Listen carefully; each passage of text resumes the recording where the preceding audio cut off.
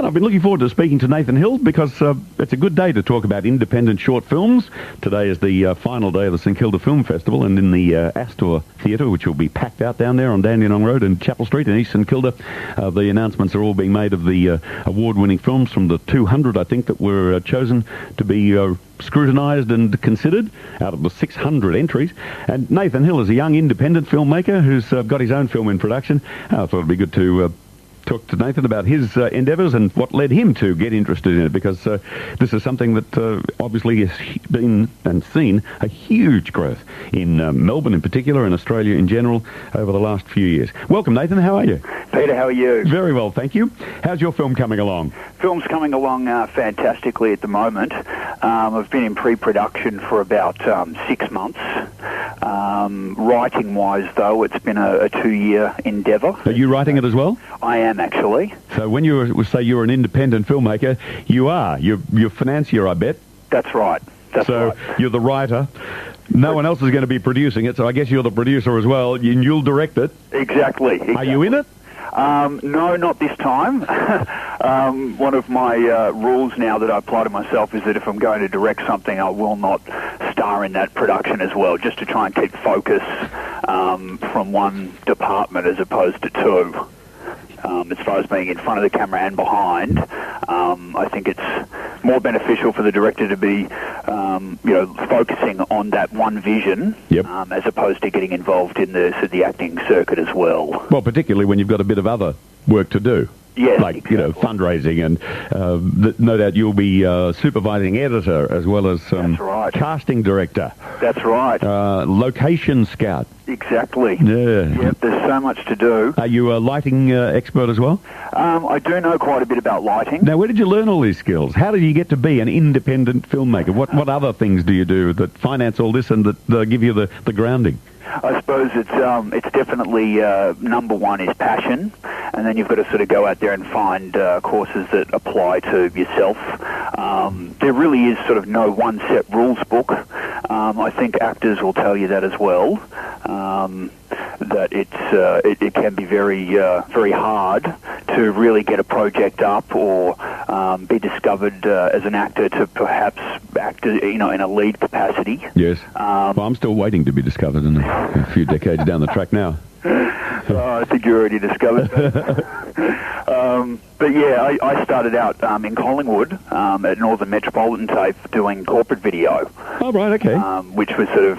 They had a pretty good facility there, pretty good studio and editing suite. They do. It's Robert Stewart who's in charge there. And it's sort of a course that one can get into if they haven't been able to get into VCA. That's the one on the hill, isn't it? Johnson Street near the Tote pub? Yes, that's exactly right near the Tote. Yeah. So I did the 1 year there, and it sort of gave me a hands-on on all of the equipment that, one needs to learn about as far as, crewing goes. And I do think as far as directing is concerned, you really do have to have a handle on all different departments. So, even if you don't like the idea of doing sound or the idea of doing camera or lighting, you still must learn them. Absolutely, I'm sure. Otherwise, otherwise what you're doing is guesswork, isn't it? Exactly. And as soon as the director walks on set, it's always known whether he knows what he's talking about or whether he doesn't. There's sort of an atmosphere on set. So if you've got all those departments covered, it's a lot easier to get your story across and get the respect from your cast and crew. Nathan, I can see why you don't want to be out the front of the camera as well when you're directing, because it does involve coordinating everyone else's skills and talents, and absolutely, if you're taking the focus away from all of that on your own work, you've got to be sort of schizophrenic about it almost, don't you? You think as an actor and think as a director, and they're two, I'm sure, completely different functions. Well, yes, and I think that really it takes, years of filmmaking before you could say to yourself, well, hey, I'll be a lead in my own movie. Yeah. How many have you made? Have you made other short films? I have. I've made a short film called The Upsell, which is a comedy, a 6.5-minute comedy. Yes. I've made a 15-minute drama called Suburban Nightmare. Yeah. I finished last year. That's going to go into the circuits probably next year, the festival circuits. Oh, okay. So you'll submit it to the St Kilda Festival, for example? I will next year. Yeah. But the big project at the moment, though, of course, is The Strange Game of Hide and Seek. That's Hyde. Hyde. It's an adaptation from the classic story Dr. Jekyll and Mr. Hyde. Yes.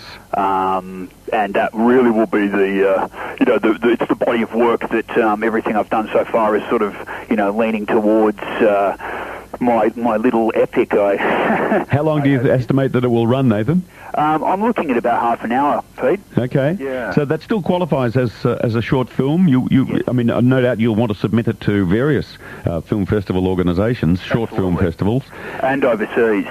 Well, I mean, they're running one this afternoon at the Astor at 4 o'clock, I think, that runs 2.5 hours.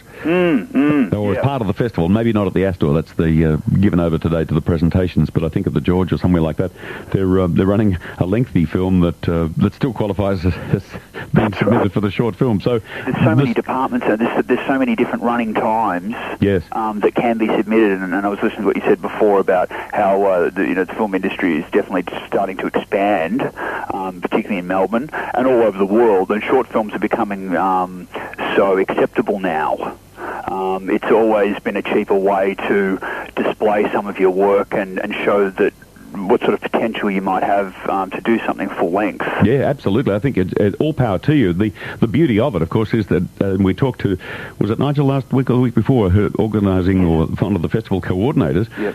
People can get along and see, a dozen films. Yes, half a dozen. 3, 4, 5, 6, 7 great and creative pieces of work all in the one session. Yes. And get exposed to so many good ideas and so much talent emerges from it. Yep. I think it's just very thrilling that we've got these vehicles now. What format do you shoot in?